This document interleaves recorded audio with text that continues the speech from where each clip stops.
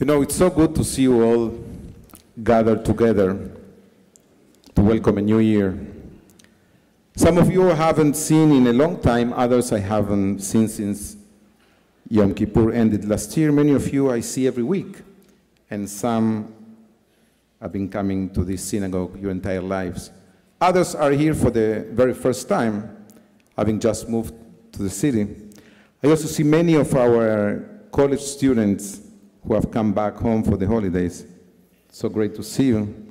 I look around and I also notice that some of the seats that had been occupied for many, many, many years are empty this year. I'm sure you feel the presence of your loved ones who are no longer among the living, and I pray that the memories be a source of blessing to us all. So let's try to get to know each other a little bit better. If you were born in Miami, please stand up.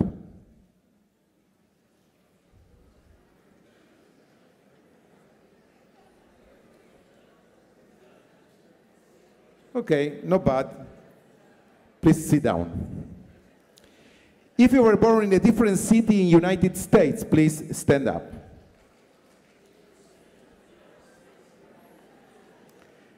Thank you. Outside of the United States, please stand up.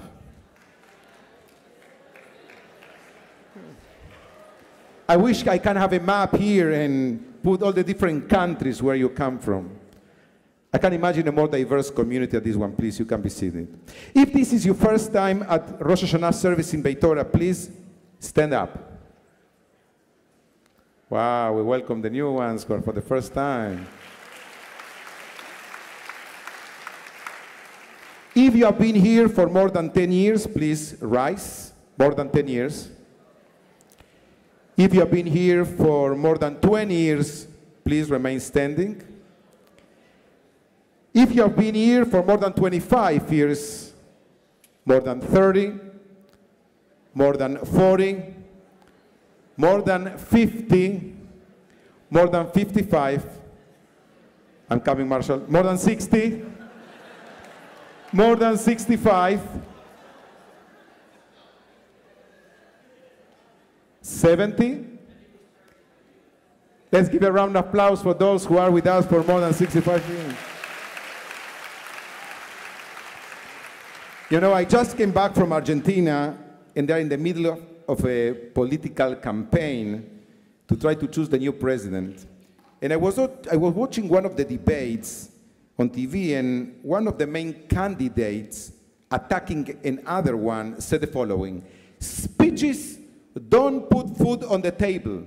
Speeches don't fill up your tank or refill your prescription or do anything about that stack of bills. You know what? I disagree. Speeches have put a lot of food on my table.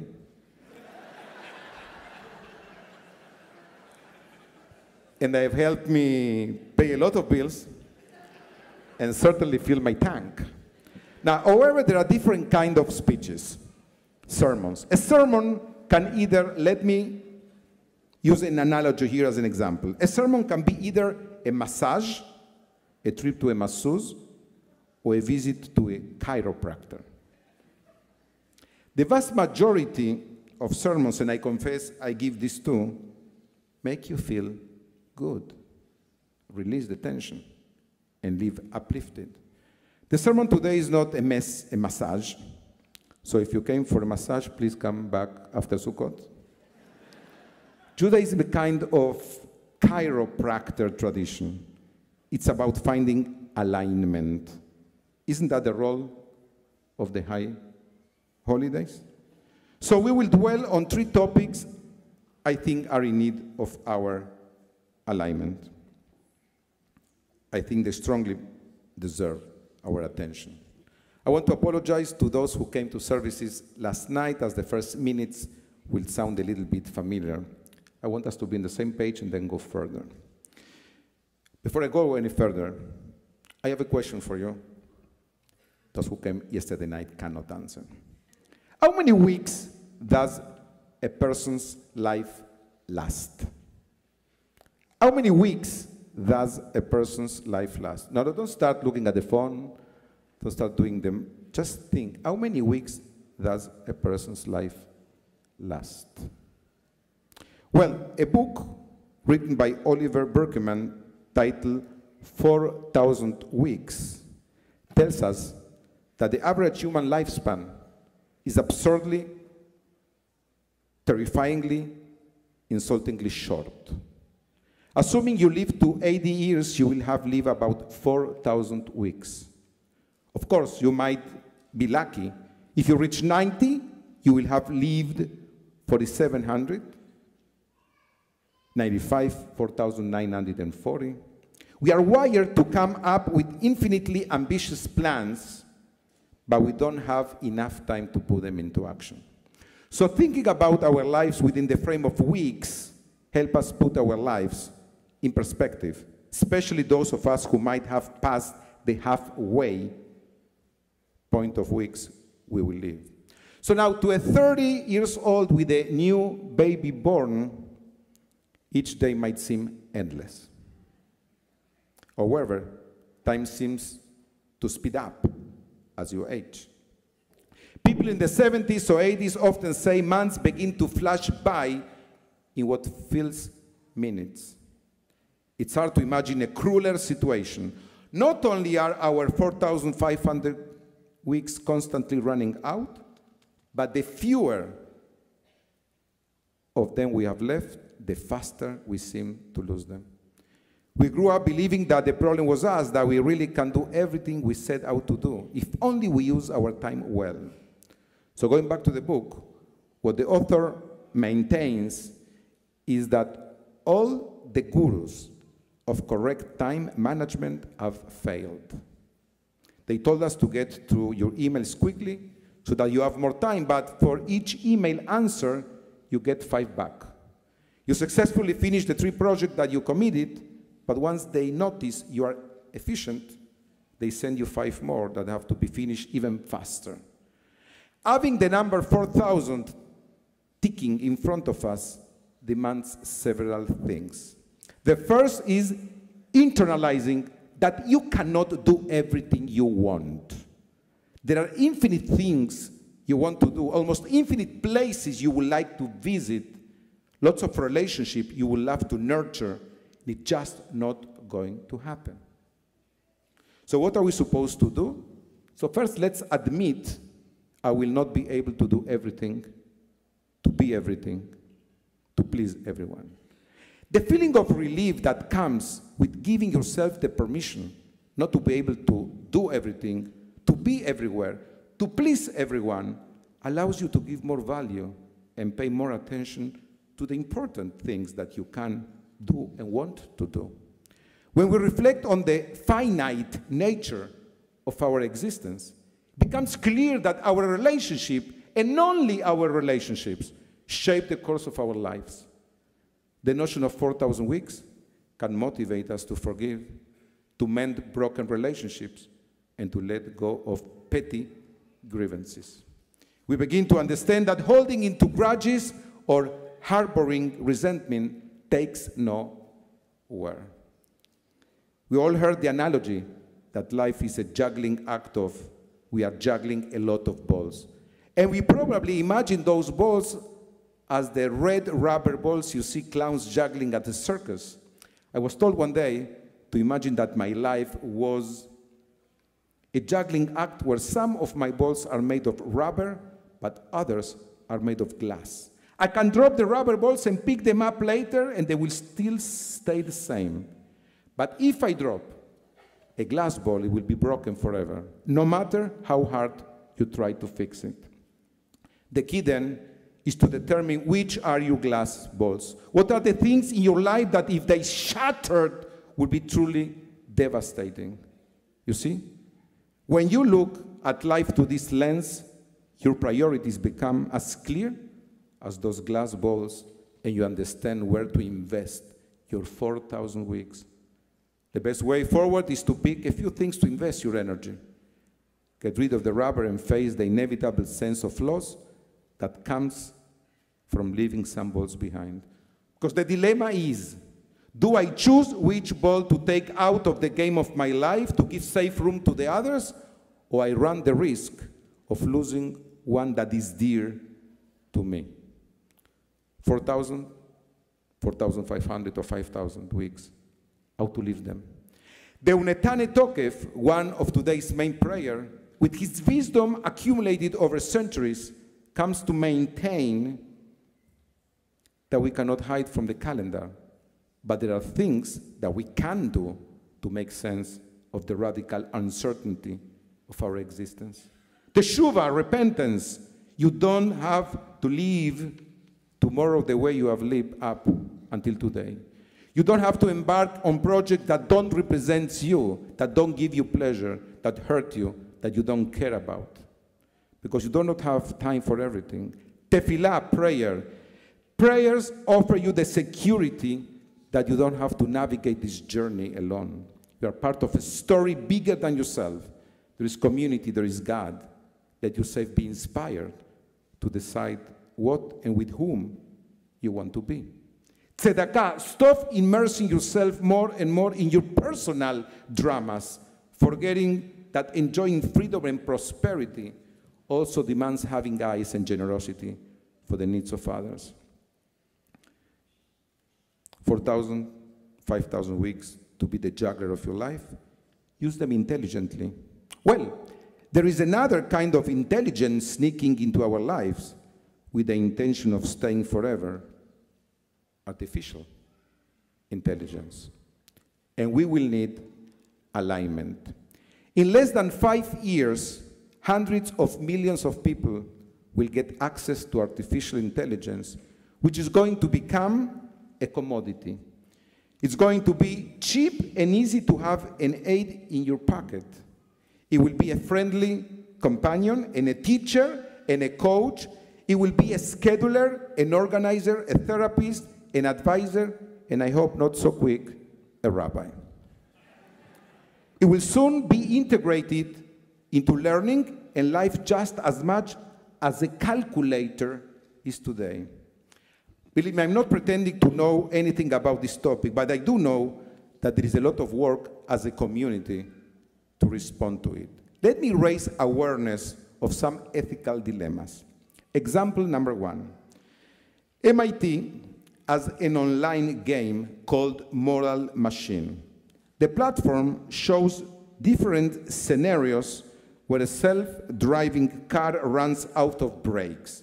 When it crashes, it must choose the lesser of two evils. And you, as the player, select the scenario you think is more acceptable. For example, colliding with the containment barrier and ending the life of a homeless man, or directly running over and killing a young woman who crossed at the stoplight, or choosing between running over 2 children or 2 young adults, or between one older adult and another older adult. As the game progresses, the ethical dilemma becomes more disturbing. It involves babies and pets.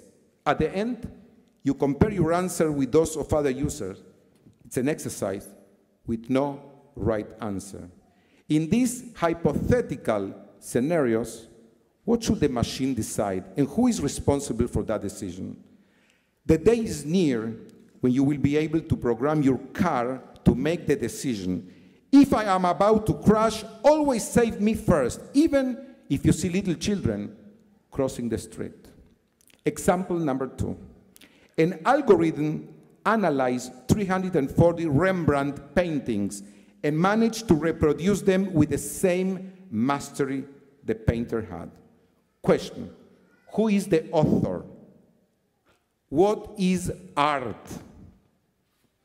The Chinese technology company Huawei announced that an artificial intelligent algorithm has been able to complete the last 2 movements of Symphony No. 8, the unfinished composition that Franz Schubert started in 1822, 201 years ago. So which symphony is the real one? Schubert's, completed after countless sleepless nights, or the computer's creation? Example number 3, a more domestic one. Through a voice and image generation system, they send your partner fakes, photos, and audios of you in an act of infidelity.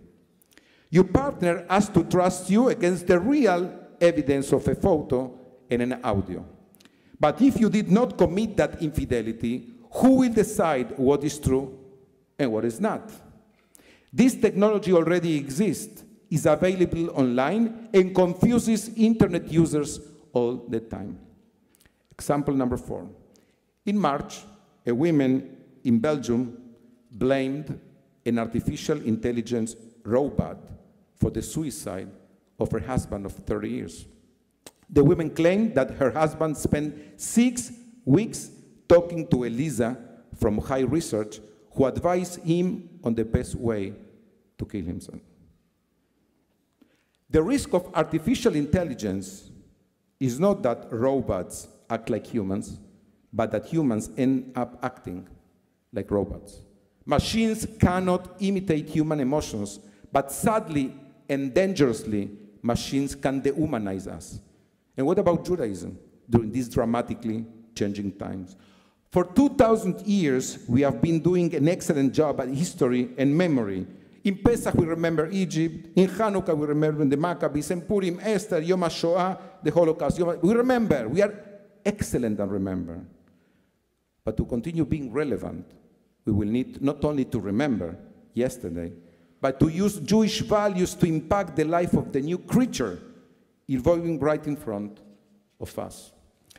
Artificial intelligence and unlimited web exposure will challenge the main religious movements like never before.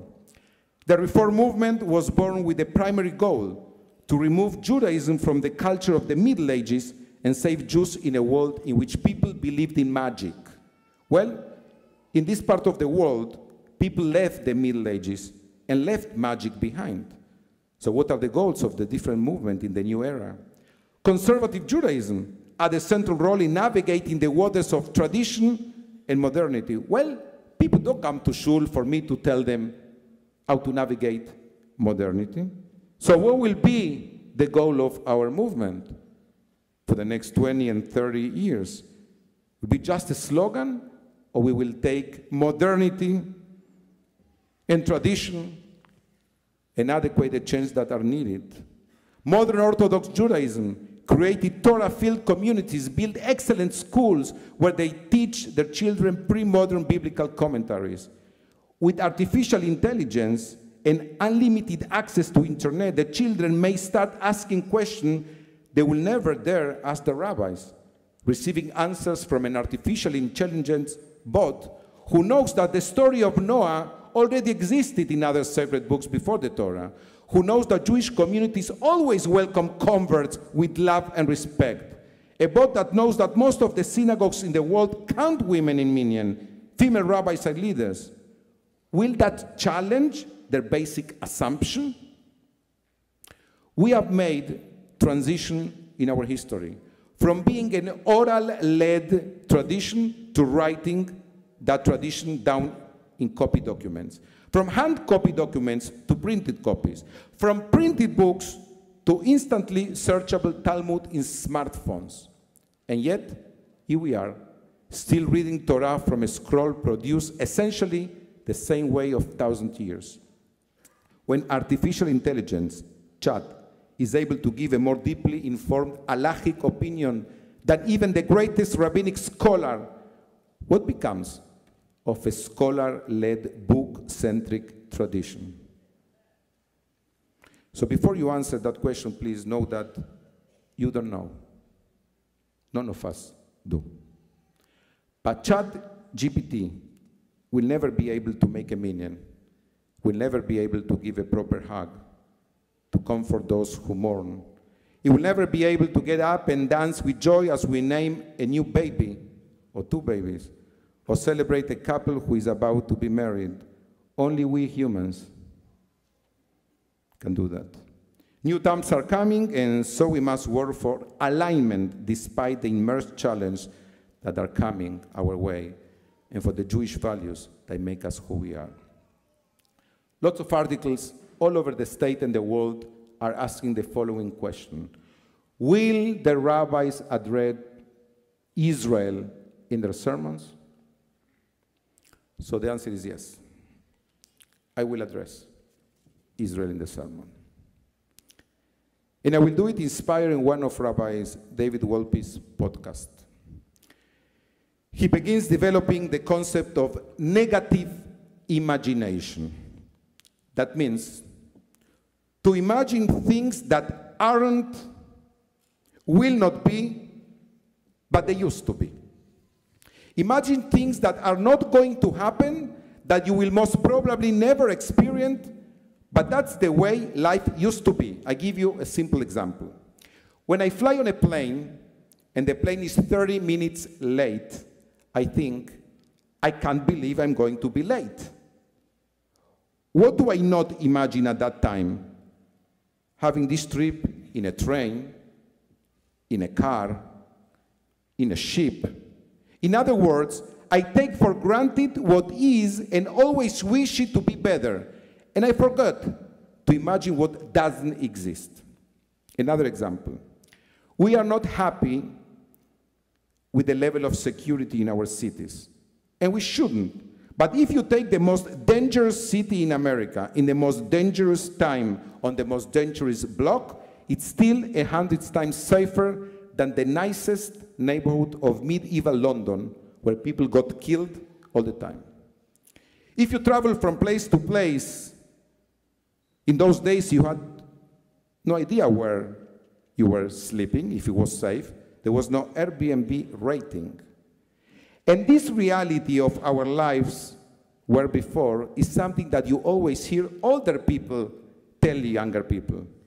But you don't know because we don't have that negative imagination of what wasn't there beforehand and what it would be like if it wasn't there now. So let me just remind you, a lot of Jews say, we know what happened when there wasn't an Israel. There was a Holocaust. That is much too simple.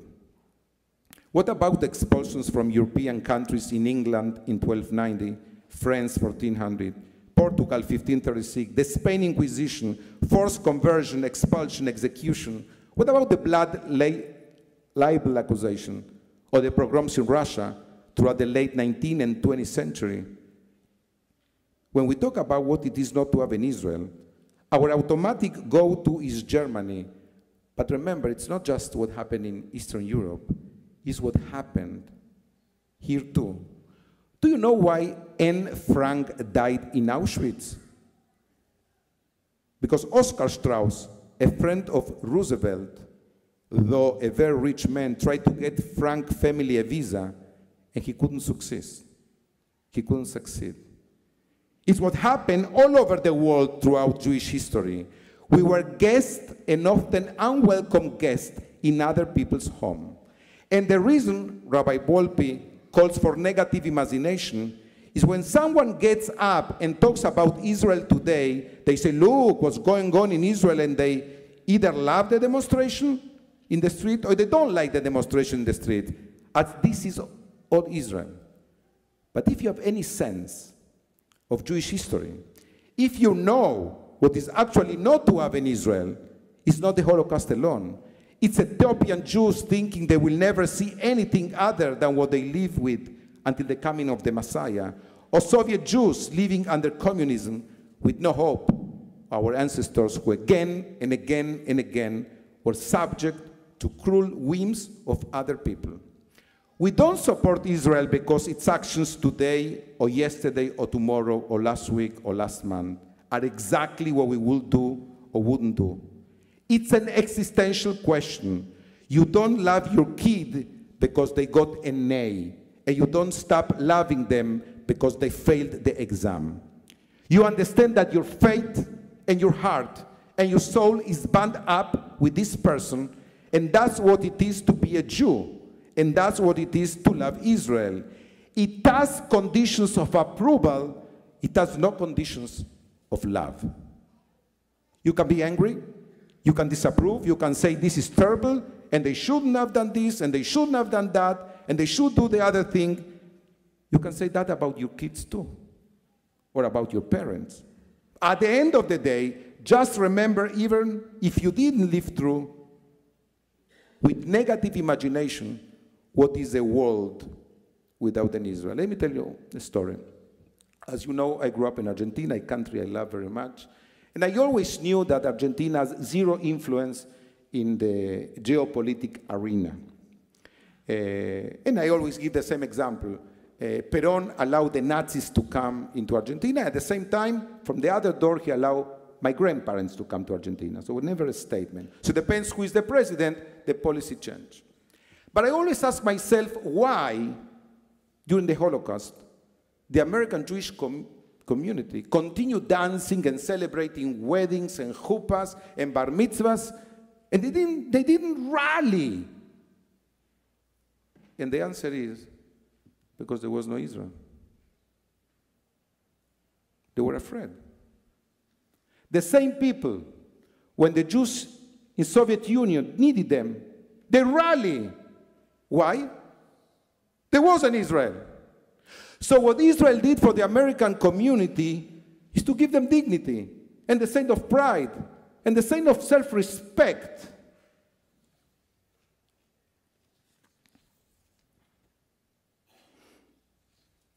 And they felt secure in this world and they weren't afraid. It was such a contrast. So we will do much better as a community if we relearned how to unlearn what we have and cast our minds back to what it was like when we didn't have it.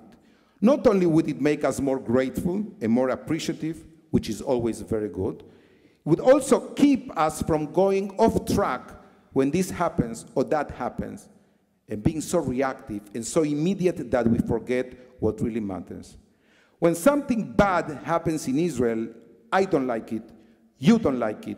When Israel is responsible, I really don't like it. It has nothing to do with any level with my deep love for the land and my knowledge that Israel is indispensable for Jewish survival, for Jewish flourishing, and I believe to the world. 2 sentences about what's going on in Israel now.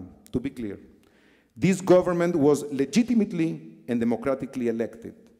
It has a mandate to govern. Still, even democratically elected governments are obligated to uphold democratic principles, not only the will of the majority, but the preservation and protection of minority rights,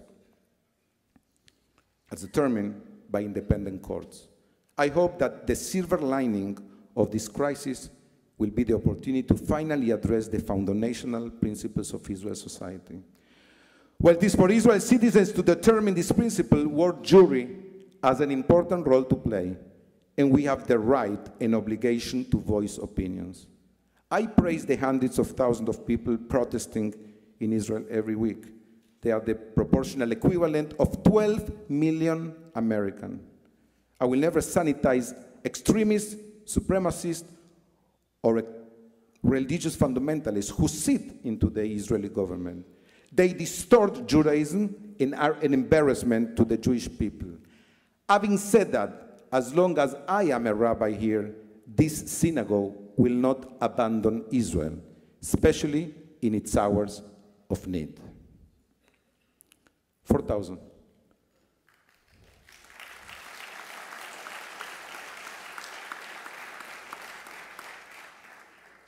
$4,000, 5,000 weeks.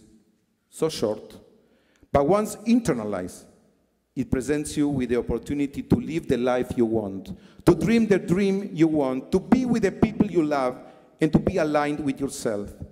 Take care of your emotional intelligence and the new one knocking on your door responsibly. You know, there was a woman that walked into Macy's with her 3 children and told the salesperson, please, dress my boys from head to toe. And the saleswoman complied with her request. 30 minutes later, the 3 were dressed impeccably with their new shirts, pants, shoes, and jacket. They leave the business, and the woman sees a young boy crying outside Macy's without shoes, dirty clothes. So she immediately takes him by the hand and enters the business and tells her, please, Dress him the same way you dress my son. After 15 minutes, he was out of the store, impeccably dressed. Excuse me, ma'am, the kid said with all the politeness a young boy could master. Are you God? No, she says. I am one of his daughters. And the boy replied, I knew you were related. This is what God is telling us today. We are related. You are my daughter. You are my son. Make the most of the weeks of your life. Try everything you wish. Be everything you can be. Use your flexibility to align yourself in these challenging times without compromising your soul. We are related, said God, and I already signed your name in my book. Just remember, you can never give orders to the future, but you choose the script of your weeks. May God bless you with a healthy, meaningful year. Shana Tova, Umetuka.